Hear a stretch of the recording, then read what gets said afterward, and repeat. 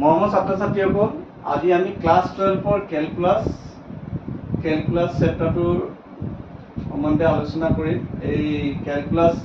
আমাৰ ইঞ্জিনিয়াৰিঙতো পোৱা যায়। চ' আমি কেলকুলাছ যদি ভালকৈ আমি বুজি নলওঁ,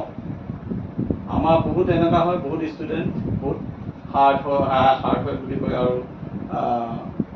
তেওঁলোকৰ কাৰণে কেলকুলাছ কৰিবৰ কাৰণে অসুবিধা হয়। গতিকে আমি কেলকুলাছ কি হয় প্ৰথমতে বুজি ল'ব লাগিব। কেলকুলাছ কিয় আহিল? কেলকুলাছ এইটো কাৰণে আহিল, আমাৰ ধৰা আমি জানো যে velocity is distance by time. Velocity হয়নে? আমি যদি কোনোবা এটা ডিষ্টেঞ্চ দিয়া থাকে আৰু টাইম দিয়া থাকে, আমি ভেল'চিটি উলিয়াব পাৰোঁ। অ'কে, কিন্তু আমি যদি কোনোবা এটা ইনষ্টেণ্টত গাড়ী এখন গৈ আছে, তাৰ স্পীডত মিটাৰ কাৰ্ভটো ধৰা এনেকৈ, কোনোবা এটা পইণ্টত যদি আমি এই ইনষ্টেণ্ট যিটো velocity, rate of change of distance with time যদি আমি কৰোঁ, ds/dt যদি উলিয়াওঁ, তাৰ এই ইনষ্টেণ্টেনিয়াছ ভেল'চিটি পোৱা যাব এট ডেট পইণ্ট। গতিকে আমি ইনষ্টেণ্টেনিয়াছ ভেল'চিটি বা কিছুমান ডিছকণ্টিনিউট ইৰেগুলাৰ শেপছ, এইবিলাকত আমি এই কেলকুলাছটো ব্যৱহাৰ হয়। আৰু ইণ্টিগ্ৰেল কেলকুলাছ, এইটো ডিফাৰেঞ্চিয়েল কেলকুলাছত পুৰা ঠাণ্ডা। আৰু ইণ্টিগ্ৰেল কেলকুলাছত কি হয়, ধৰা আমাৰ যদি ৰেক্টেংগুল এটা আছে, this is rectangle, this length is L, this is width W. So this area of the rectangle will be W into L. Okay, ইয়াত আমি ফৰ্মুলাটো জানো। এইটো কি হয়, আমাৰ ৰেগুলাৰ শেপ হয়, এইবিলাক ৰেগুলাৰ শেপ হয়। যদিহে আমাক এনেকুৱা এটা শেপ দি দিয়ে, ধৰা এনেকুৱা এটা কাৰ্ভ আছে, য'ত নেকি ইয়াৰ পৰা ইয়ালৈ ধৰা 0, 1, 2, ইয়াৰ পৰা ইয়ালৈ আমাক এৰিয়া উলিয়াব লাগে। This is not a regular shape. Okay, তাত এটা ফাংচন দিয়া থাকিব, ইয়াৰ এটা ফাংচন দিয়া থাকিব fx। সেই ফাংচনটোৰ এই কাৰ্ভটো, সেই ফাংচনটোৰ ফাংচনটোৰ মতে আমি কাৰ্ভটো ৰাখিম, আৰু তাত কেনেকৈ কৰিম এইটো ডিটাৰমাইন কৰিম আমি এৰিয়া। ইয়াত এৰিয়া ফাইণ্ড কৰিবৰ কাৰণে আমি ইণ্টিগ্ৰেল কেলকুলাছ ব্যৱহাৰ কৰিম। অ'কে, চ' ইৰেগুলাৰ শেপছ, ডিছকণ্টিনিউটি, ইনষ্টেণ্টেনিয়াছ, এইবিলাক বস্তুত আমি কেলকুলাছৰ ইউজ পাওঁ। আমি এতিয়া ফিজিক্সত মেক্সিমাম ইউজ হয় কেলকুলাছ। আমাৰ কেলকুলাছ এতিয়া কি গম পালোঁ যে কেলকুলাছ আমি দুই ধৰণৰ কেলকুলাছ গম পালোঁ। এটা আমি কি ইণ্টিগ্ৰেল পালোঁ লাষ্টত, এটা হ'ল আমি ডিফাৰেঞ্চিয়েল পালোঁ। এটা ডিফাৰেঞ্চিয়েল কেলকুলাছ, দুটা পাৰ্টত আছে calculus, ডিফাৰেঞ্চিয়েল calculus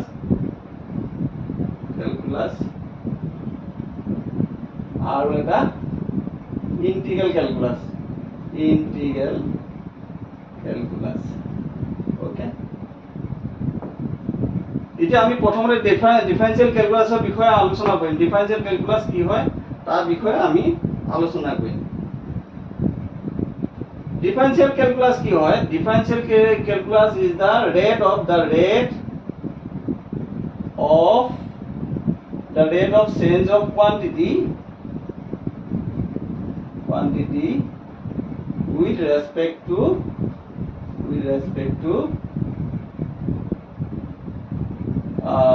another variable. Variable কি হয় গম পাবা পিছত। ধৰা rate of change of quantity,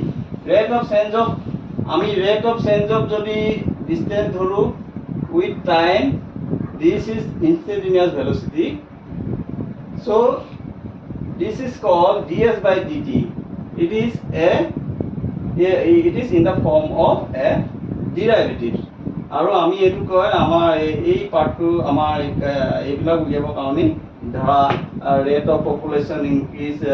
or decrease ধৰা যদি কাপ দিয়া থাকে ইয়াত কিমান ইনক্ৰিজ হৈছে ৰেট অফ ইনক্ৰিজ কিমান rate of changes of population with year ধৰা 2022, 23, 24 ৰেট অফ পপুলেশ্যন গ্ৰোথ কেনেকুৱা হয় এইবিলাক উলিয়াবৰ কাৰণে আমি ডিফাৰেঞ্চিয়েল কেলকুলাছ ব্যৱহাৰ কৰোঁ। ডিফাৰেঞ্চিয়েল কেলকুলাছ বুজিবৰ কাৰণে কেইটামান বস্তু আমি বুজিব লাগিব। One is called function. Function কি হয় বুজিব লাগিব। অ'কে, ধৰি লোৱা আমি কোঅৰ্ডিনেট আঁকিছোঁ এক্স এফালে এক্স এফালে ৱাই। অ'কে, আমাৰ ইয়াত যদি এটা কোনোবা এটা কাৰ্ভ আমি এনেকৈ আঁকো ধৰা এইটোৱে কাৰ্ভ আঁকিলোঁ এই কাৰ্ভটোৰ কিবা এটা y is suppose y is equal to 4। এতিয়া ৱাই ইকুৱেল টু এটা ইয়াৰ এইটো কাৰ্ভৰ এটা ইকুৱেশ্যন থাকিব পাৰে ধৰি লোৱা x প্লাছ 1 এনেকুৱা ধৰণৰ এটা মানে আমাৰ যিটো কাৰ্ভৰ ইকুৱেশ্যন থাকিব পাৰে। নাও y is equal to fx equal to x plus 1। তাৰমানে আমি y-টোকে আমি fx বুলি লিখোঁ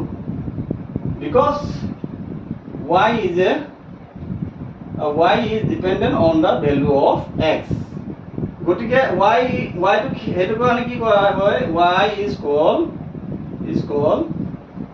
dependent variable।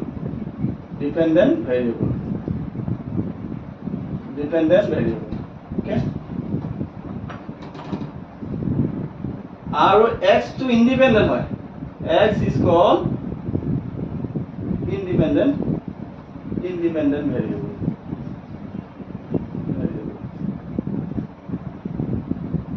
আখৰখিনি ফটাফট লিখিছোঁ নহ'লে ভিডিঅ'টো কমপ্লিট নহয়। গতিকে আমি কি হ'ল এটা যদি ফাংচন লিখোঁ আমি ফাংচন কি কাৰণে ইউজ কৰিবলগীয়া হয় we don't know the exact formula of the curve. Curve is changing like this. We don't know the exact formula of the area under this curve। আমি যদি ইয়াৰ exact area নাজানো আমি কি ইউজ কৰিম তেতিয়া ডিফাৰেঞ্চিয়েল কেলকুলাছ বা ইণ্টিগ্ৰেল কেলকুলাছ দুইটা আমি ব্যৱহাৰ কৰিম। মেক্সিমাম একচুৱেলি এৰিয়া উলিয়াবলৈ ইণ্টিগ্ৰেল কেলকুলাছ ব্যৱহাৰ কৰা হয় আৰু ইনষ্টেণ্ট কিবা শ্লোপ এটা উলিয়াবৰ কাৰণে ইনষ্টেণ্ট শ্লোপ এটা উলিয়াবৰ কাৰণে এইটো পইণ্টৰ শ্লোপ বা গ্ৰেডিয়েণ্ট যদি উলিয়াব হয় it is y it is x this is dy by dx উলিয়াবৰ কাৰণে আমাৰ ডিফাৰেঞ্চিয়েল কেলকুলাছ ইউজ কৰা হয়। অ'কে,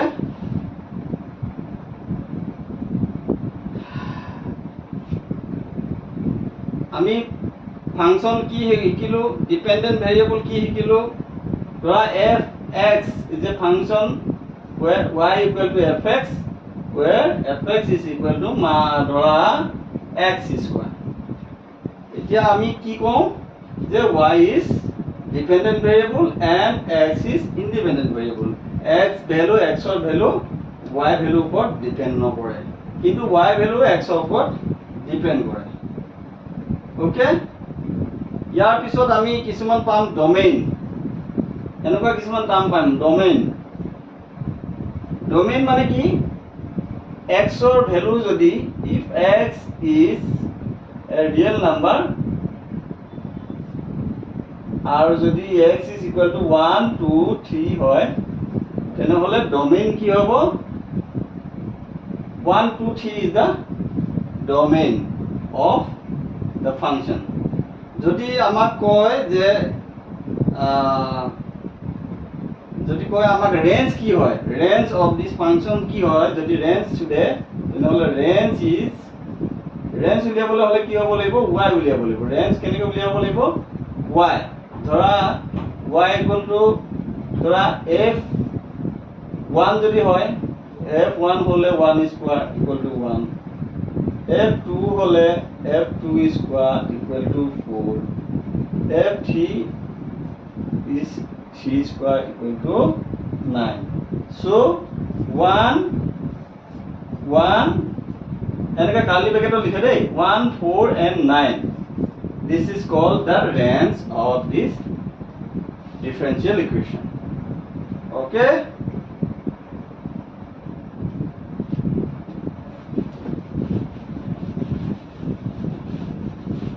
বুজি নাপালে মেসেজ কৰিবা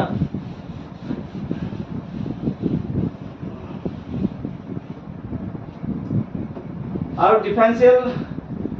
ডিফাৰেনশিয়েল ক্যালকুলাসত আৰু আছে আমি কি পালো এতিয়ালৈকে ক্যালকুলাস এতিয়ালৈকে পালো আমি ডোমেইন পালো ৰেঞ্জ পালো ফাংশন পালো ডিফাৰেনশিয়েল ক্যালকুলাসত আৰু এটা পাবা তুমি বহুত ইম্পৰ্টেন্ট হয় লিমিট কি হয় লিমিট কি বস্তু হয় ধৰা ফাংশন তো আমাৰ দিয়া আছে fx equal to x minus 1 divided by x minus 1 এনেকা এটা ফাংশন আছে যদি আমাৰ x is if x is equal to 1 হয় তেনেহলে f1 ত কি হ'ব this is 1 minus 1 equal to 0 divided by 0 this is called undefined form undefined form যেতিয়া হ'ব আমি তেতিয়া ধৰা এটো y হয় এটো x ইয়াত fx equal to x minus 1 by x divided by x minus 1 যদি আমি ইয়াত যদি লিখি দিও x is not equal to 1 তামনে তেতিয়া ধৰা এটো এটা কাৰ্ভ এটো ধৰা 1 এই 1 পয়েন্টত কি হ'ব এটো ডিসকন্টিনিউ হ'ব x equal to 1 হলে হে আমাৰ আনডিফাইন্ড হ'ব কিন্তু x equal to যদি আমাৰ 1 নহয় বিনি 0.999 হয় তেতিয়া হলে এটো আনডিফাইন্ড নহয় আমাৰ ডিফাইন কৰিব লাগে লিমিটেডলি আমি কি কৰো ডিফাইন আমাৰ এটো ভ্যালু হ'ব পাৰে x ভ্যালু টু হ'ব পাৰে 0.999 which is not exactly equal to 1 তেতিয়া আমি কি কৰো তাৰ ভ্যালুটো উলিয়াব কাৰণে আমি লিমিট ইউজ কৰো লিমিট x tends to কি আছে আমাৰ 1 x tends to 1 but x is not exactly 1 function তো কি আছে x minus 1 divided by x minus 1 okay বেলেগ ধৰণৰ ফাংশনো থাকিব পাৰে কিন্তু আমাৰ ডিফাইন ফৰ্মত লিমিটত যেতিয়া ধৰিলো যদি x tends to 1 হয় আমি ডিফাইন ফৰ্মত প্ৰবলেমটো সিম্পলিফিকেশন কৰি দি ডিফাইন ফৰ্মত উলিয়াব লাগিব তাৰমানে is should not be undefined or infinity okay পিছত গম পাই যাবা লিমিটৰ বিষয়ে ভালকে আলোচনা কৰিম এতিয়া খালি ডিফাৰেনশিয়েল ক্যালকুলাসত কি আছে তাৰ সম্বন্ধে আমি আলোচনা কৰি আছো পিছত বিশদভাৱে লিমিটৰ সম্পৰ্কে জানিবা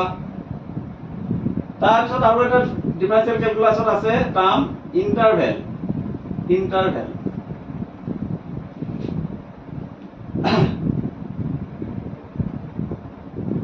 যদি a is a number which is less than x and x is less than b এনেকা ফৰ্মত যদি থাকে আমি তাক কি লিখো a b লিখো আৰু কি হয় ব্ৰেকেটটো কেনেকা লিখো এটো ব্ৰেকেট ফাৰ্স্ট ব্ৰেকেটটো লিখো আৰু ইয়াক কি কয় ওপেন ইন্টারভ্যাল বুলি কয় ওপেন ওকে যদি হে x is greater than equal a and less than equal b হয় তেতিয়া হলে আমি কি লিখো a b এনেকে ফৰ্মেটত লিখো এটো কি কয় ক্লোজ ইন্টাৰভ্যাল পিছত ভালকে গম পাবা ওকে ক্লোজ ইন্টাৰভ্যাল ডিফাৰেনশিয়েল ক্যালকুলাসত কি আছে এখিনি কৈ গৈছো তাৰ পিছত কিছুমান ফৰ্মুলা দিম সেই ফৰ্মুলাখিনি প্ৰত্যেকটো ফৰ্মুলা নিজে কৰি উলিয়াব পৰা যায় কিন্তু এটো টাইম কনজিউমিং হয় গতিকে ফৰ্মুলা কিটা যদি মনত ৰাখা তেনেহলে ক্যালকুলাস কৰিবলৈ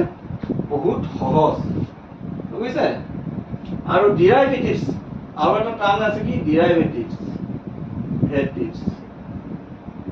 okay y equal to fx যদি হয় dy dx is called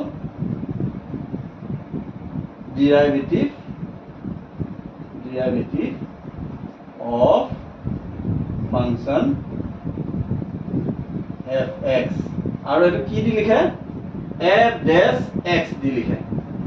f dash x যদি ফাংশন এটা দিয়া আছে fx y equal to fx এটা ফাংশন দিয়া থাকে তেনেহলে আমাৰ তাৰ ডেৰিভেটিভটো হ'ব f dash x equal to dy by dx okay এটো ডেৰিভেটিভ এতিয়া গুটেখিনি গম পাই যাব লাহে লাহে তাৰ পিছত ওকে এতিয়া আমি কিছুমান ফৰ্মুলা কিছুমান আমি লিখি লম ফৰ্মুলা বিলাক আমি যদি মনত ৰাখো এইটা ফৰ্মুলা তেনেহলে আমাৰ ডিফাৰেনশিয়েল ক্যালকুলাস কৰিবলৈ বহুত ইজি হ'ব আজি ডিফাৰেনশিয়েল ক্যালকুলাসৰ কথা আলোচনা কৰি থকা হৈছে গতিকে আমি ডিফাৰেনশিয়েল ক্যালকুলাসৰ কথাই পাতিম ঠিক আছে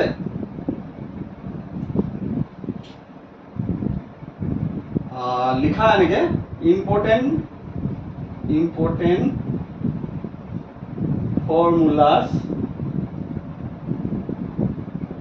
of differential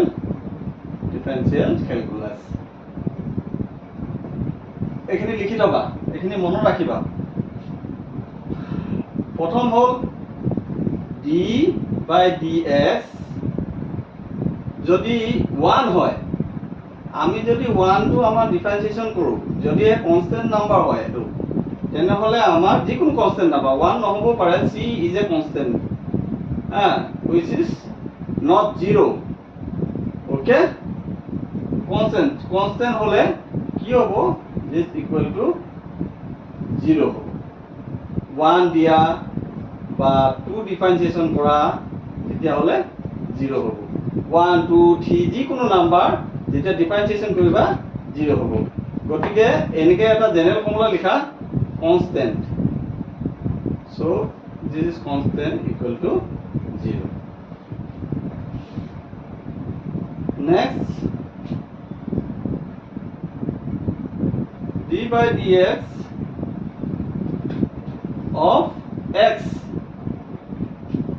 যদি y is equal to x হয় মানে x কে যদি আমি ডিফারেন্সিয়েশন কৰিব লাগে d by dx x is the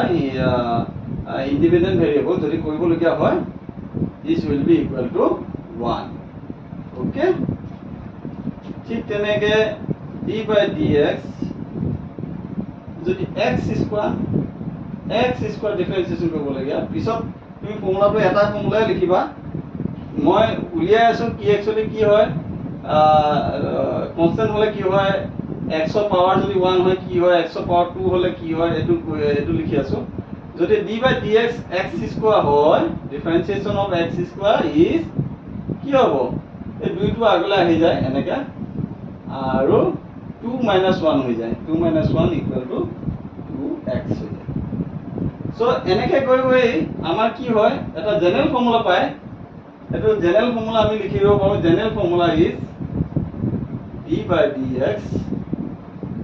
of x to the power n যদি হয় x to the power n এটো 1 2 n ৰ ভ্যালু কি আছে 1 হ'ব পাৰে 2 হ'ব পাৰে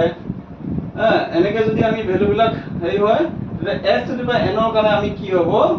ডিফাৰেন্সিয়েশন কৰিলে n to আগলে আহিব x to the power n minus 1 যেনেকে তো মাইনাস হৈছে যে তেনেকে মাইনাস হ'ব ওকে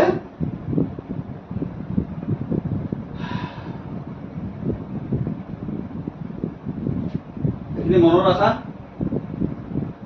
এখিনি মুহাই দি মনত ৰাখা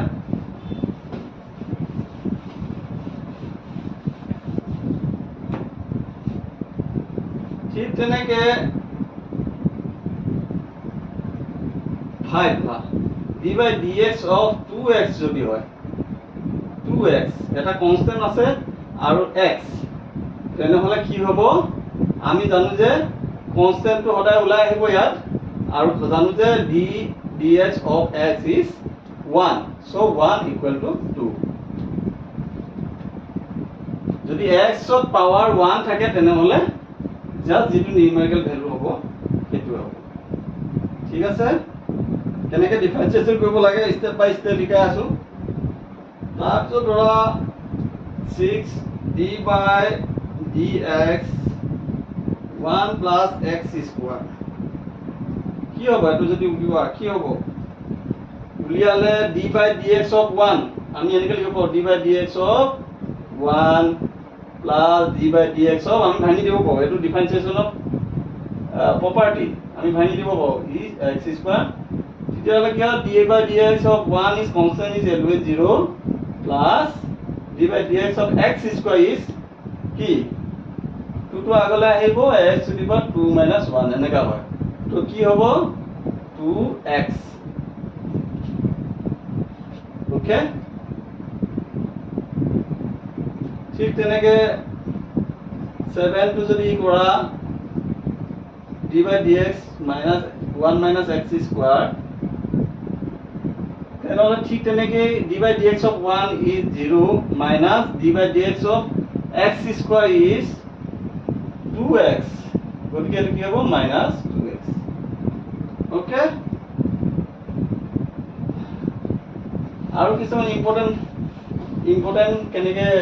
ফৰ্মুলা আছে যিবিলাক মনত ৰাখিব লাগে কেনেকে হয় ডিফাৰেন্সিয়েচন কেনেকে হয় আৰু এটা আছে 7 ধৰা